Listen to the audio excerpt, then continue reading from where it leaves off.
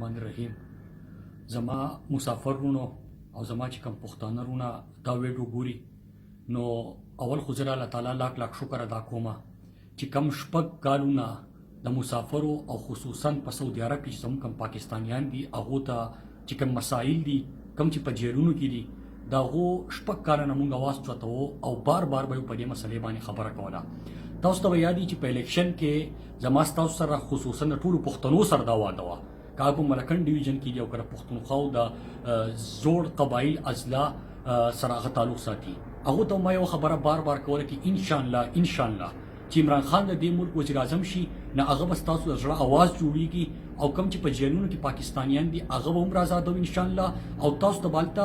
اساني هم پیدا کوو. پرون تاسو وکتل چې عمران خان د ولی عهد مخې ته چې کوم مطالبه کې ښودله هغه دا وه چې زما چې کوم هلته په جیلونو کې پاکستانیان دي د هغې د ازادۍ لپاره څه وکوي او چې کوم پاکستانیان هلته خپل محنت کوي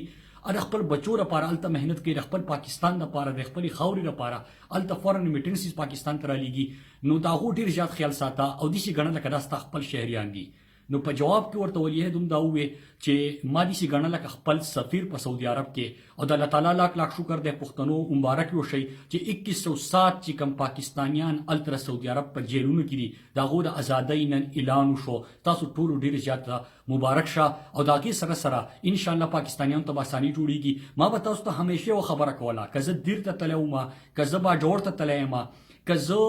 په پونیر ته تللی وم که زه په سوات کې ما خپل کمپین کو که زه شنګلید ته تللی وم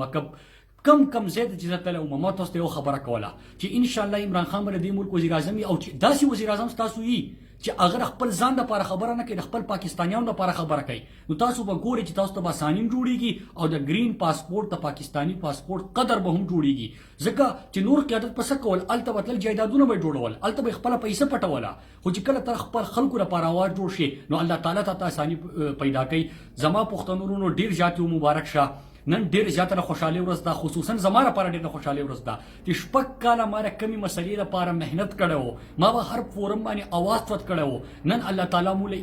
امانتدار او دیانتدار قیادت را کړی دی دلیر قیادت را کړی دی عمران خان په شکل کې چې هغه زمونږ او ستاسو د زړه اواز جوړ شو او الله تعالی مو ته اساني جوړه کړه. الله تعالی په خپله وایي چې د انسان په لاس کې نیت دی محنت دی اراده ده کوشش ته کامیابی الله تعالی ورکوي. نن الله تعالی مو له کامیابی راکړه. پښتنو انشاءالله نورې مسلې به هم حل کیږي زمارونو نورې مسلې به هم حل کیږي پاکستان به هم ترقي کوي زموږ علاقې به هم ترقي کوي انشاءالله. ستاسو دعاګانې پکار دي داسې په دعاګانو کې یاد ساتئ الله تعالی دې په موږ باندې په حال باندې رحم وکړي الله تعالی دې موږ ته اسانیانې جوړه کړي. ډېره مهرباني شکریه.